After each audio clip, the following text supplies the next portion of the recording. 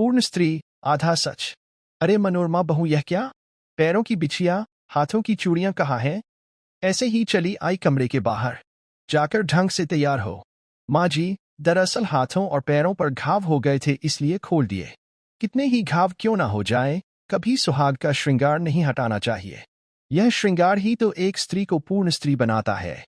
मेरा बेटा तेरा सुहाग है, तो उसकी लंबी उम्र के लिए तुझे श्रृंगार तो करना ही पड़ेगा। अब इतनी कोमल काया वाली भी मत बनो। जाओ जाकर पहनो। पर मुझे बहुत दर्द हो रहा है। परवर कुछ नहीं, घर की बहू हो, बहू की तरह ही रहो और जो कहा गया है चुपचाप करो। जी। ऐसा कहकर मनोरमा आंखों में आंसू लिए अपना मन महसूस कर चुपचाप कमरे में चली गई। मनोरमा तो क्या, कोई और भी उसकी सास शोभा रानी के सामने बोल नहीं सकता।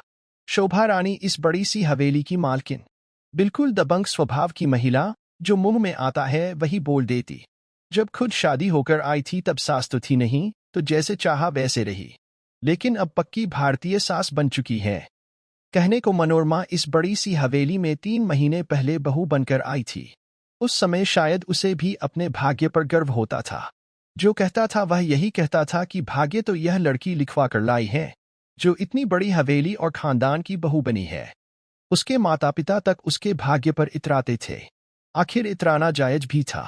गांव के इतने बड़े जागीरदार अमर सिंह जी की बहू और उनके बेटे विजेंद्र सिंह जी की पत्नी बनने का सौभाग्य आखिर मनोरमा को ही तो मिला था। मनोरमा दिखने में बेहद खूबसूरत थी।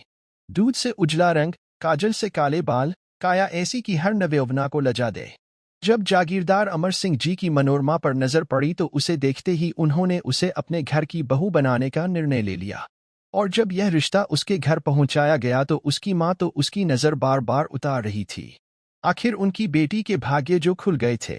लेकिन भाग्य न होकर दुर्भाग्य था, इस बात का पता चला हवेली में आकर। जब सुहागरात में शराब के नशे में धुत विजेंद्र ने उसे बहुत बुरी तरह से नोचा था, जैसे मनोरमा का तो कोई अस्तित्व ही ना हो। उसके चीखने चिल्लाने की आवाज ढोल और नगारों की आवाज में दब कर रह गई। बाद में मनोरमा ने इस बारे में अपने माता पिता से भी बात की, पर शोभा रानी के कहने पर उन लोगों ने भी इज्जत का वास्ता देकर उसे चुप करा दिया। शोभा रानी अपने बेटे की हर गलतियों पर पर्दा डाल देती। उनकी नज़र में विजेंद्र अपने पति होने का हक ही तो ले रहा था, अब लड़की ही कोमल काया वाली हो तो क्या करें। अमर सिंह जी भी ज्यादा कुछ नहीं कहते, क्योंकि उनके हिसाब से यह पति पत्नी का मामला है। आज रात भी यही हो रहा था। काफी देर तक मनोरमा के कमरे से उसके चीखने चिल्लाने की आवाजें आ रही थी, पर बाहर बैठी शोभा रानी के कानों पर तो शायद जू तक नहीं रेंग रही थी। बाहर बैठी खुश हो रही थी अपने बेटे के पुरुषत्व पर। मनोरमा की चीख और दर्द का जरा सा भी एहसास नहीं था इस औरत को। तभी अचानक विजेंद्र के चीखने की आवाज आई। अपने बेटे की चीखने की आवाज सुनकर वह कमरे की तरफ भागी और जोर जोर से दरवाजा पीटने लगी। दरवाजा खोलो बेटा, क्या हुआ तुझे? दरवाजा खोलो, मैंने कहा दरवाजा खोलो। शोभा रानी के चीखने चिल्लाने की आवाज सुनकर हवेली में और लोग भी इकट्ठे हो गए। शोभा रानी का चीखना चिल्लाना बदस्तूर जारी था। तभी कुछ देर बाद दरवाजा खुला। सामने मनोरमा थी। उसे झटके के साथ धक्का देकर शोभा रानी अंदर की तरफ भागी। मेरा बेटा कहाँ है? क्या किया तूने उसके साथ? तभी देखा तो विजेंद्र लहूलुहान हालत में बिस्तर पर बैठा हुआ है। उसकी इस तरह की हालत को देखकर एक बार तो शोभा रानी और अमर सिंह जी दोनों सकते में आ गए। तभी शोभा रानी ललकारते हुए मनोरमा की तरफ दौड़ी और उसके बाल खींचते हुए बोली, क्या किया करम जली तूने मेरी बेटे के साथ? कैसी औरत है तू, अपने ही पति पर हाथ उठाती है। याद रख तू, वो तेरा सुहाग है।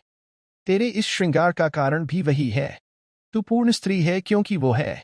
जिस दिन वह नहीं होगा, अधूरी रह जाएगी दुनिया में। वह स्त्री किस काम की जो अपने पति की इच्छाओं को ही पूरी नहीं कर सकती। बस करो, खबरदार जो मुझ पर हाथ उठाया तो नहीं बनना मुझे पूर्ण स्त्री। क्या लगा रखा है यह पूर्ण स्त्री का तमाशा तुमने? अपने बेटे को तो पूर्ण पुरुष कभी बनाया नहीं, नपुंसक बनाकर रख रखा है। ऐसा नपुंसक इंसान जो अपनी पत्नी की इच्छाओं का सम्मान नहीं करता, सिर्फ नोचने से मतलब रखता है।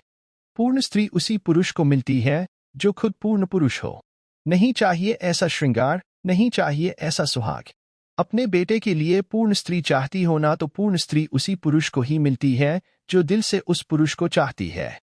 और तुम्हारे बेटे में ऐसे कोई लक्षण नहीं है कि कोई औरत इसे दिल से चाहे। मनोरमा की बात सुनकर सब तरफ सन्नाटा पसर गया। तभी शोभा रानी चिल्लाई, बस अब यह घर में नहीं रह सकती। इसे अभी के अभी निकालो यहाँ से। देखते हैं कि माँ बाप कैसे रखेंगे इसे। जिंदगी नर्क ना बना दी तो मेरा नाम शोभा रानी नहीं। हाँ, निकाल दो मुझे। वैसे भी कौन सी जिंदगी स्वर्ग जैसी बीत रही है आपके पास। कम से कम रोज इस बलात्कारी का मुंह तो नहीं देखना पड़ेगा। हाय, यह कलंकिनी अपना दुर्भाग्य खुद तैयार कर रही है। निकल यहाँ से अभी के अभी। इससे पहले कि वो लोग वहां से मनोरमा को धक्के मारकर निकालते, मनोरमा खुद ही उस नरकनुमा हवेली से निकल गई। पता था माता पिता तो स्वीकार नहीं करेंगे, इसलिए माता पिता के पास न जाकर एक नई शुरुआत की तरफ कदम रख चुकी थी।